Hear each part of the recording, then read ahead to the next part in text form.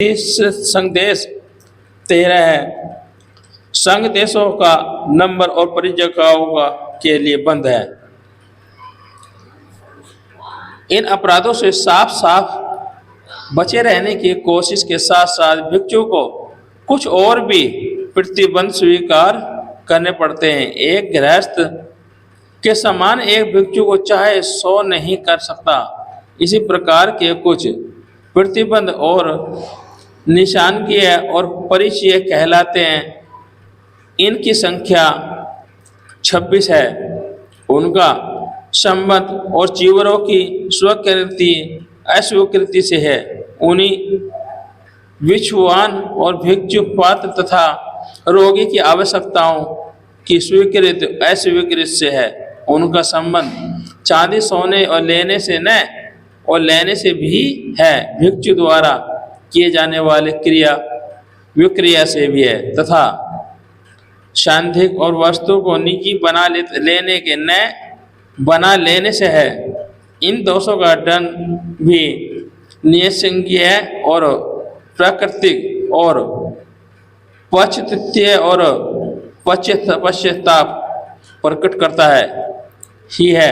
इन प्रतिबंधों के अतिरिक्त भिक्षु जीवन के कुछ और भी प्रतिबंध हैं। वे केवल पश्चात्य और कहलाते हैं। उनकी संख्या बनावे है। एक भिक्षु का व्यवहार बहुत ही अच्छा होना चाहिए। शिष्टाचार के नियम का पालन करने में उसे आदर्श होना चाहिए। इन्हीं उद्देश्य की पूर्ति के लिए तथागत ने बहुत से शिष्टाचार और संबंधित नियम बनाए हैं। ये शिष्टाचार के नियम शौक या धर्म कहलाते हैं। उनकी संख्या 75 है। ये नियम विद्वान केवल और विद्वान बनाने के लिए न थे। उनकी कानूनी स्थिति भी और उनके अनुसार पहले किसी पर निश्चित आरोप लगाना होता है था तब संघ उसका विचार करता था और तभी वह या तो दोष मुक्त मानकर छोड़ दिया जाता था या दंड दिया जाता था। विनय और विद्वत और आदलाती विचार के कभी किसी भिक्षु को दंड नहीं किया जा सकता। जिस जगह पर अपराध हुआ हो उसी जगह के निवासी भिक्षुओं का ही न्यायालय होता है। न्यायालय के लिए आवश्यक संख्या भिक्षु और उपस्थित न हो तो कोई मुकदमा नहीं चल सकता। जब तक कि किसी पर कोई निश्चित आरोप न लगाया जाए तब तक कोई मुकदमा कानूनी नहीं माना जाता। कोई मुकदमा कानूनी नहीं माना जा सकता था जब तक उसकी सारी कार्रवाई उस व्यक्ति की उपस्थिति में न हो जिस पर आरोप लगाया गया हो। कोई मुकदमा कानूनी नहीं माना जाता था जब तक उस भिक्षु को जिस प्रकार कोई आरोप लगाया गया हो अपनी सफाई देने का पूरा अवसर न मिला हो। एक अपराधी भिक्षु को निम्नलिखित दंड दिया जा सकते थे। तर्कनीय कर्म, क्षय, निक्षय कर्म, प्रिवज्य कर्म, उत्योजपणीय कर्म, कर्म, पितृपाणी कर्म में कर्म, विहार के भार कर देने के कर्म और परिवश्य और कर्म के बराबर अभवन कर्म, आह्वान कर्म हो सकता था। यदि परिवास कर्म के बाद संघ द्वारा क्षमा दान दिए जाने पर ही हो सकता है। भिक्षुओं के संगठन को लेकर जो सर्वाधिक मौलिक और अनुपम संख्या या प्रथम भगवान बुद्ध ने आरंभ किए वह अपराध स्वीकृति की संख्या थी। यह उपेक्षिता कहलाती है।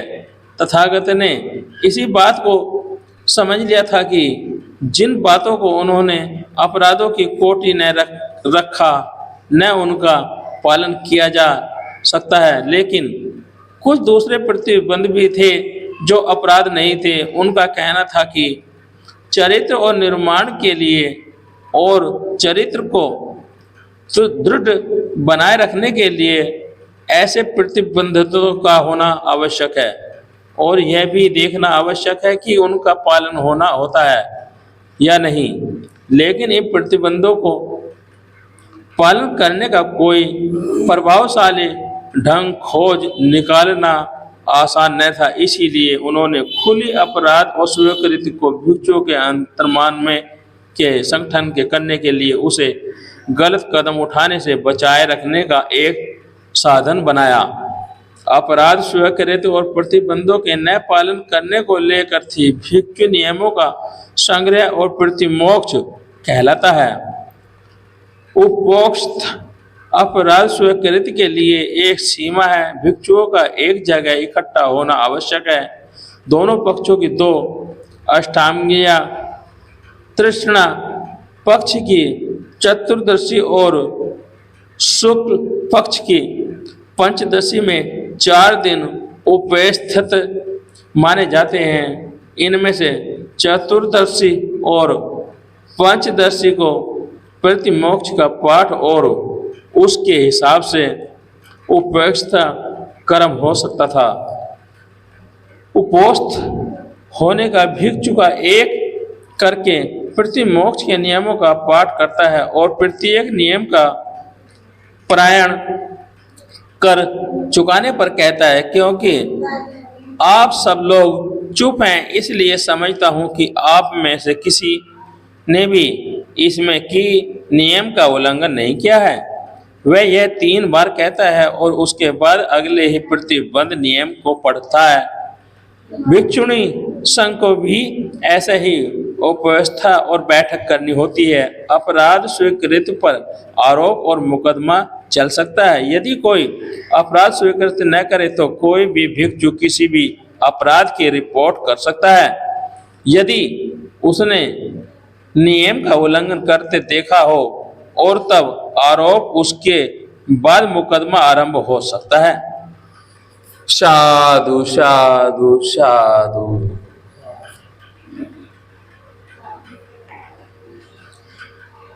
अभी हमने बाबा साहब द्वारा लिखित धार्मिक ग्रंथ तथागत गौतम बुद्ध और उनका धम्म एक पाठ का श्रवण किया, जिसका वाचन हमारे धम्म मित्र श्रद्धेय मनोज बोध जी ने किया। बहुत बहुत साधुवाद। 78 साल बीत जाने के बावजूद भी अभी तक समानता, समता, भाईचारा कायम नहीं हो पाया है। बौद्ध धर्म की तरफ इंगित ना करते तो शायद आज भी हमारा बहुत बड़ा समाज का तबका हिंदूवाद में, अंधविश्वास में पूरी तरह से लिप्त है। क्योंकि ये जो बौद्ध धर्म है, ये अंधविश्वास से जो आपके लिए कल्याणकारी है, आपको अच्छा लगे, जो पूर्णतः वैज्ञानिक है, उस सब में विश्वास दिलाते हुए जीवन को जीने की प्रेरणा देता है। इस सब में ही सबका कल्याण है। शील समाधि प्रज्ञा अपदीपो भाव और पंचशील और करुणा मैत्री भाईचारा के द्वारा हम अपने जीवन को सफल बना सकते हैं, अपने से जुड़े लोगों को सफल बना सकते हैं।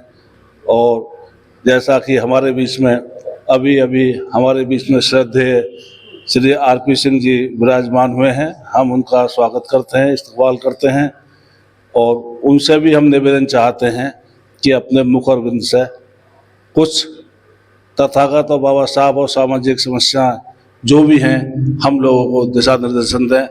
मैं आमंत्रित करता हूँ श्रद्धेय आरपी सिंह जी।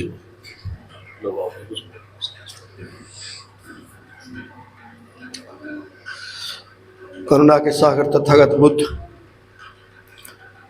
भारत रत्न, मजलूमों, गरीबों और देश और विश्व को दिशा देने महिला के प्रणदाता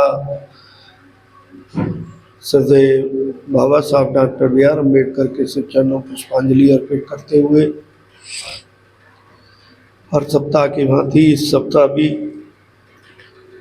दौलतपुरा बुद्ध विहार में संपन्न हो रही बुद्ध वंदना के शुभ अवसर पर उपस्थित उपासकगण, प्यारे बच्चों, उपासिकाएं, मुझे आदेश हुआ सम्मानित वरिष्ठ अधिवक्ता श्रीमान जय सिंह जी का कि आज की परिस्थिति और धर्म के बारे में चर्चा हमारे जो ग्रंथ हैं उनके माध्यम से बताया जा चुका है। सावित्रीबाई फुले और साधन सम्मान कबीरदास और जितने भी हमारे, मैं कह रहा हूँ कि प्रतिभाओं का धनी अगर एक रहा है तो वो दलित समाज रहा है। दलित समाज में चाहे बाबा साहब के द्वारा ली गई 32 भाषाओं का ज्ञान और 32 डिग्रियां, उनके माध्यम से कोई एक दूसरे भी हमारे एक माननीय राष्ट्रपति के.आर. नारायण जी रहे, आज की जो 50% महिलाएं जिनके लिए बाबा साहब ने संघर्ष किया, हम सब लोगों को, हमारी बहनों को अम्बेडकरवाद की तरफ बढ़ के इस देश में बहती कुटिल प्रवृत्ति को रोकने के लिए अग्रसर होकर मजबूती से रहना होगा, तभी हमारा और देश का कल्याण होगा। जय भीम, जय भारत, नमो बुद्धाय। साधु साधु साधु।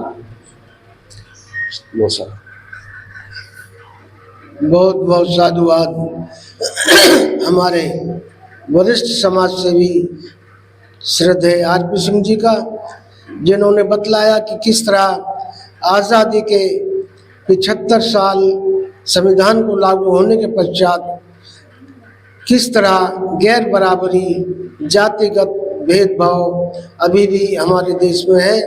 बहुत बहुत साधुवाद। अब कार्यक्रम समापन की ओर। आज की बुद्ध वंदना का आयोजन हमारे वरिष्ठ समाज सेवी श्रद्धेय रूपचंद भारती जी के परिवार द्वारा किया जा रहा है। बहुत बहुत साधुवाद। अगले रविवार 19 तारीख को रविवार को बुद्ध वंदना का आयोजन श्रद्धेय आर.पी. सिंह जी के परिवार द्वारा किया जाएगा। उनका भी बहुत बहुत साधुवाद। मेरा अनुसरण करेंगे, पहले मैं बोलूँगा, वही अनुसरण आप लोग भी करेंगे तथागत और बाबा साहब की तरफ ध्यान लगाते हुए। जन जन मंगल, जन जन मंगल, जन जन मंगल होए रे।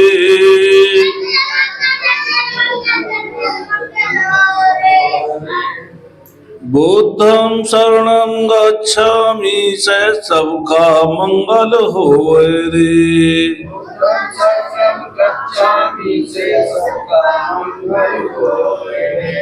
धम्मं शरणं गच्छामि से सबका मंगल होए रे।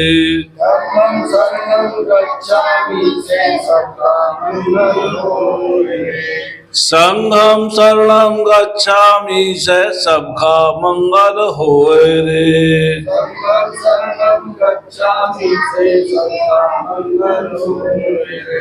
पंचशील के पालन से सबका मंगल होए रे। और अदृश्य जीवों का सभी का मंगल होए रे।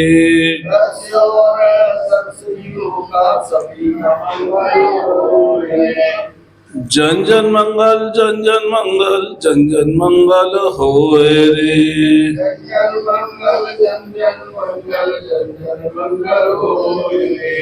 अहम बदामी साबदा से सबका मंगल होए रे।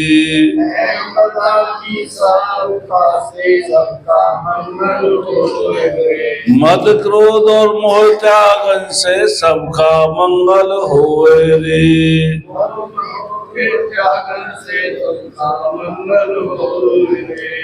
प्रज्ञाशील समाधि से सबका मंगल होए रे। थल के प्राणी और गगन के सारे प्राणी,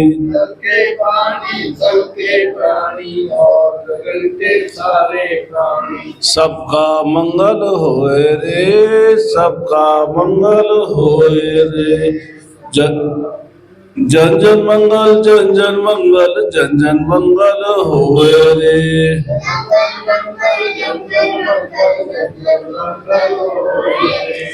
परमारथ और शांति कर्म से सबका मंगल होए रे। परमार्थ और शांति कर्म से सबका मंगल होए। माता पिता की सेवा से सबका मंगल होए रे। माता पिता की सेवा से सबका मंगल होए। सच्चे अच्छे कर्मों से सबका मंगल होए रे। सच्चे अच्छे कर्मों से सबका मंगल होए। प्रकृति की पूजा से सबका मंगल होए रे।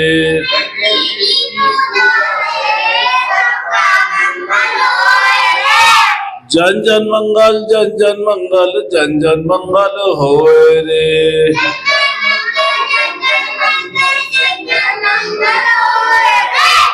भवन्तु सब बोलो रखन्तु सब साधु साधु साधु।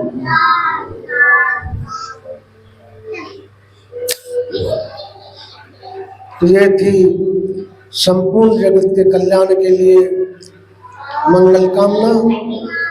बहुत बहुत साधुवाद हमारे वरिष्ठ अधिवक्ता एवं सभ्य सत्ता।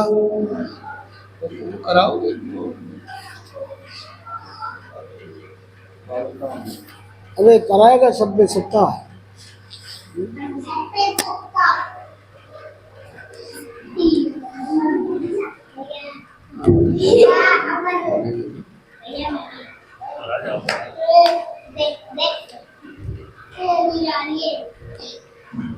सभ्य सत्ता सुखी भवन्तु। सभ्यन्तु चके विनो। सभ्य वर्तानि वसन्तु। मा चैन्तु महात्मा। सभ्य सत्ता सुखी भवन्तु। सभ्य भवन्तु चके विनो। सभ्य वर्तानि वसन्तु। मा चैन्तु महात्मा। सभ्य सत्ता सुखी भवन्तु। सभ्य भवन्तु चके विनो। सभ्य वर्तानि वसन्तु। चैन्तु महात्मा। साधु बुद्धं नमामि। बुद्धं नमामि। धम्मं नमामि। धम्मं नमामि। संघं नमामि। संघं नमामि।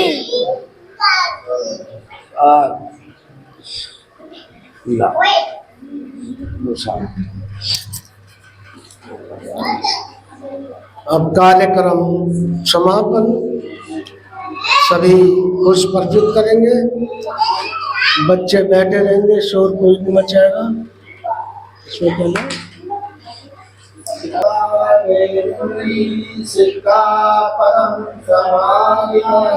आदिन्नदाना वेरमणि सिक्खापदं समादयामि।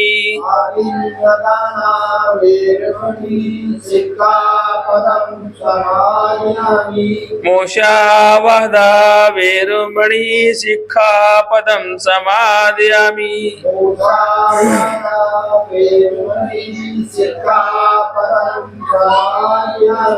कामेषु मिच्छाचारा वेरमणि सिक्खापदं समादयामि।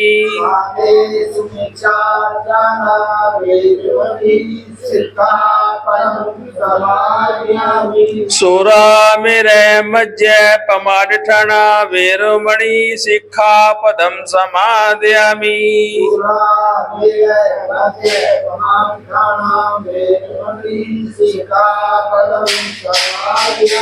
साधु साधु साधु।